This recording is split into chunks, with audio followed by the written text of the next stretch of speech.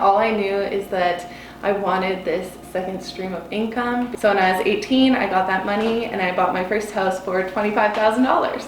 And so fast forwarding to present day, you're now 27 and have 13 properties? Yes. And you're doing this full time? Yeah. What is up, you guys? We're here again in Saskatoon, and today I'm here with Britt. You may recognize her from Instagram as Investor Girl Britt. And in today's video, we're going to discuss how at the age of 27, she's been able to accumulate 13 properties over 9 years. And the first property she ever bought was $25,000. You're going to learn all about this and a lot more in today's video. Let's get into it. First of all, thank you, Britt, for taking the time to sit down and talk about your background. Of course. And so I think the funnest part for us is just let's dive into it. So you bought your first property at 18? That's right, 18 years old. There's got to be a backstory there. Yeah. What is it? Well, I grew up, my mom's a real estate investor, so when I was a kid, I would help her out with the renovations, doing a lot of like painting or flooring or whatever she wanted us to do. So my brother and I helped her out with a lot of her renovations, and I just always thought I always wanted to buy a rental property. So when I was 18, I bought my first one, and the story behind getting the money to be able to do that is kind of funny, but or kind of different and interesting one anyway. But when I was 6 years old, we were at an office Christmas party, and everyone at the restaurant got extremely bad food poisoning, and that was because they cooked the turkeys halfway through, left them overnight, and then cooked them the rest of the way the next day.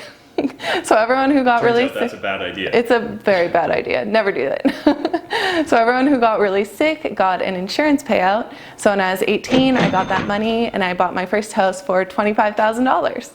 And so, do you mind let's talk a little bit about what that deal looked like.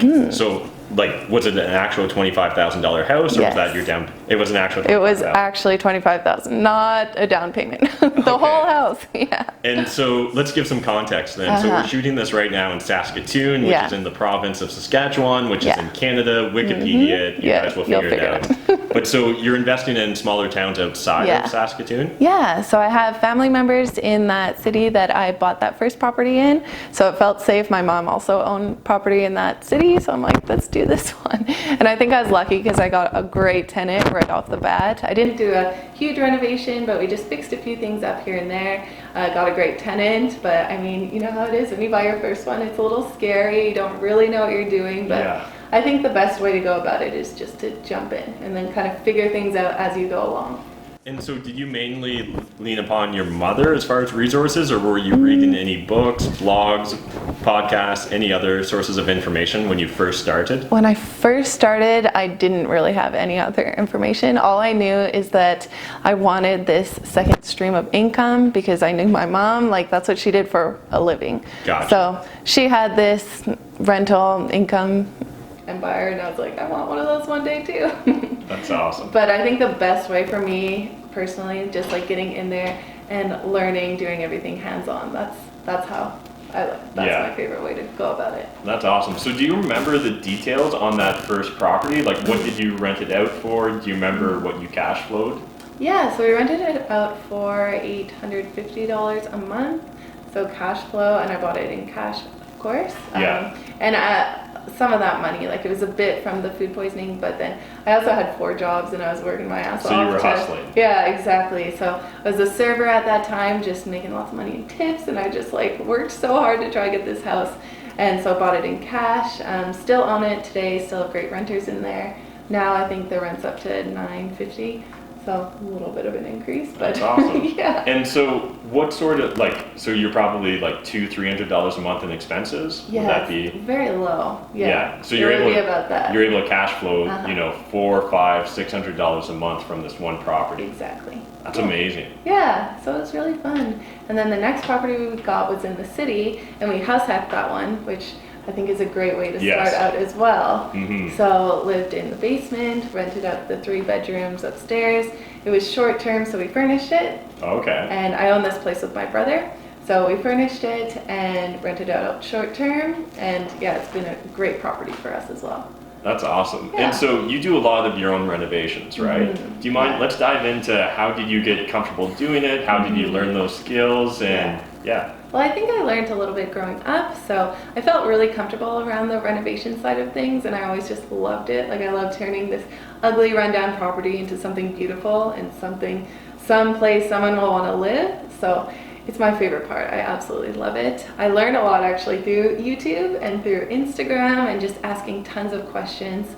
Working for people for free is another great way to do it. Like, if you just want to learn, like, to get these renovation skills. So I think that's huge. And like, I personally have got a lot of value by offering to work for free. And I've discussed it in some other YouTube videos, but I'd love to hear, have you done that? And can you give us a example? Yeah, well, I mean, working for my mom was a good one too. Like, I would just work with like tradespeople. So if it was a tiler, for example, I'd go to different job sites to kind of see what they're up to and kind of learn a few skills. But I think the best way for me was to do it on my own property and to just really get hands-on and learn a lot online. Like, that was probably the quickest way I learned, because you could do a few jobs here and there, but if you don't have your own project at home, it's like, you know, you kind of have to be fully involved. Yeah. And so fast forwarding to present day, you're now 27 and have 13 properties. Yes. And you're doing this full time. Yeah. So what's a day in the life of Brit look like now? Well, pretty much wake up, I sleep just over there, and then I walk to work just over there, and just renovations all day. We also do all the property management, do all the paperwork, everything like that. So we're starting to slowly get into hiring some of that stuff out so we can grow bigger. But at this point, it's just renovation work every day, and that's what I love to do every day. So I think I'll do that forever. I'll always be doing a project. It's my favorite thing. That's great. And so between property 1 and property 13, were you just taking it a property at a time? Did you have like a goal or a vision board or a roadmap? How do you approach like growing your real estate portfolio? Well, I really, like 2 years ago, I took a 3-day workshop, so I did a course, and then I was like, wow, this is mind-blowing, because obviously with my mom growing up, I kind of knew here and there, like, I knew it was a great idea. I'm like, I can make this money in my sleep, right? Like, this is what I want to do. But I didn't know how to do it, and it took me a really long time to even figure out that this was like a career that I could do at this age, because I really didn't think it was possible before. So I went to school, got my power engineering degree, and I thought that was the best way to make that income so I could afford these mortgages and all that sort of thing. But then after doing a course and then discovering some podcasts and reading a lot of books, I just decided I wanted to jump in. That's and awesome. I think like having this experience when I was younger too, like I didn't have a lot of fear around it. So like buying all these properties, I was just so excited about it. I didn't have that fear holding me back, which I understand, because if you've never done it before, if you weren't around it as a kid, like it's hard. Yeah, and especially the fact that someone in your support network, your mom, had already done real estate investing. Exactly. I think it's really important that people realize that like we're the sum of our inputs. And so if you have a lot of people around you that are negative about real estate investing, whether, you know, they're just like, that's from their gut feeling, or maybe one experience in the past where they got burned. You need to really be careful about who you're taking advice from. You were taking advice from someone that was actually out there doing it. Exactly. And so that's really powerful and extremely important. So what advice would you give to someone that's looking to start their real estate journey now? Well, if you're starting now, like I really like the idea of house hacking, because you could buy a principal residence and rent out some rooms here or there. Like, it's all about sacrifice too. Like, I'll sleep in my van. I don't get it, like, to make money. I mean, you do what you got to do when you're first starting out, because it is hard. You don't have a lot of cash. You're just learning. It's like this huge, crazy whirlwind. It's very confusing. I know that. I feel that even now, like just growing. But I mean, I know it's so hard in the beginning. It's just one of those things you can't give up on it. And even if you have a really bad experience, like with a tenant or something like that, it's just, there's bumps in the road. And I think if you go in expecting that, like expecting them to ruin your floor, you have to redo it. That's happened to me. You know, it's just, it happens. I think if you go in with the mindset that it is going to happen, I don't know, you won't be as disappointed, and you'll just be able to keep going, even though it gets really tough sometimes.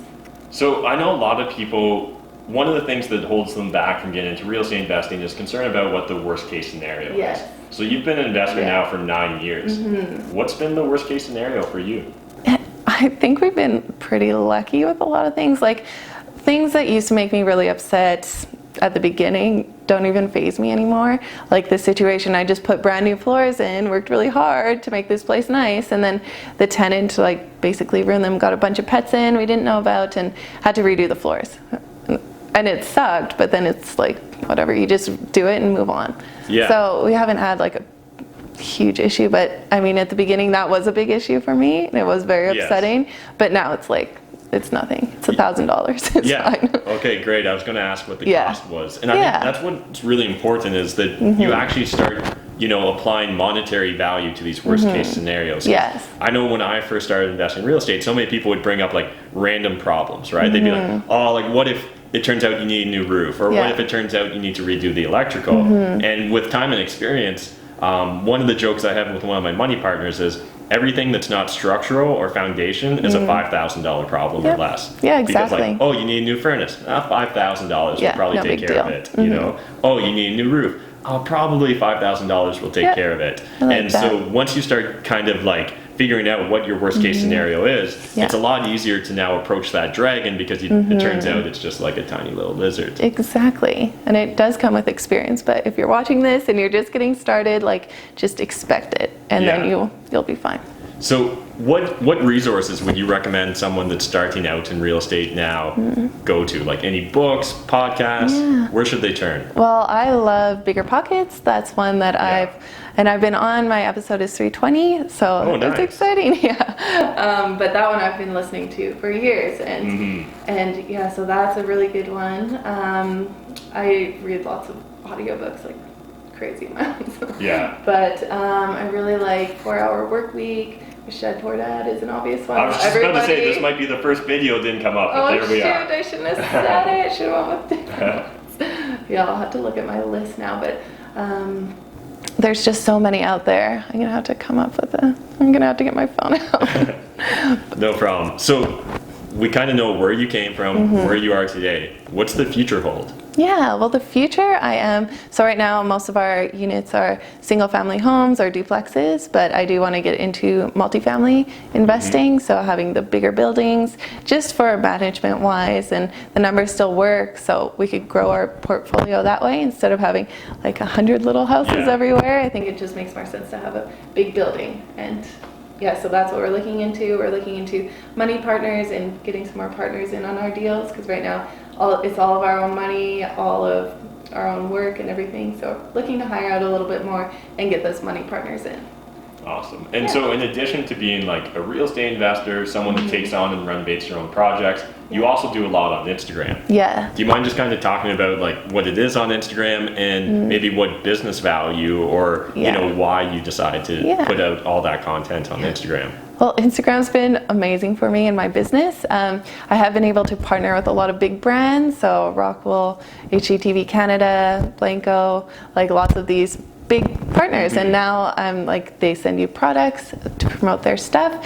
You could even make cash flow. It's like a second stream of income if you do it the right way. So, and it's just so fun for me. My biggest thing is I want to help people, and I want to help people learn, and it's such a great network. So I met some amazing people through there. I love to learn from other people. I love to teach people. So it's been a lot of fun. So we've kind of discussed the fact that you're doing a lot of your investments out of town. And in a different video, I think we even touched upon one's like 4 hour drive away, right? Yeah. So how has that been managing from afar? I know when I first started investing in real estate, people were like, I hope you like unclogging toilets at 2 a.m. Right. Have you had to drive 4 hours to unclog a toilet? Not so much. Like it is tricky, and when I was first starting, I was still working full time, so I was working a job 40 hours a week, then I would go on the weekends to this property 4 hours away. Like it was hard. I'm not gonna say any of this was easy, because it's not, but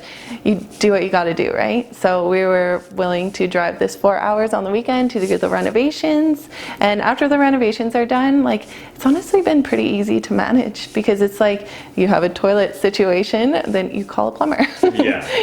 Like everything we've done from a distance, we haven't had a situation where we had to go out of town like in an emergency. I mean, it could happen, and that's what we have to do, but for the most part, there's lots of people in these towns looking for work. So they'll do something like $20. Could you go check on the property? Something like that, or mow the grass, whatever it ends up being. So there's a lot of people.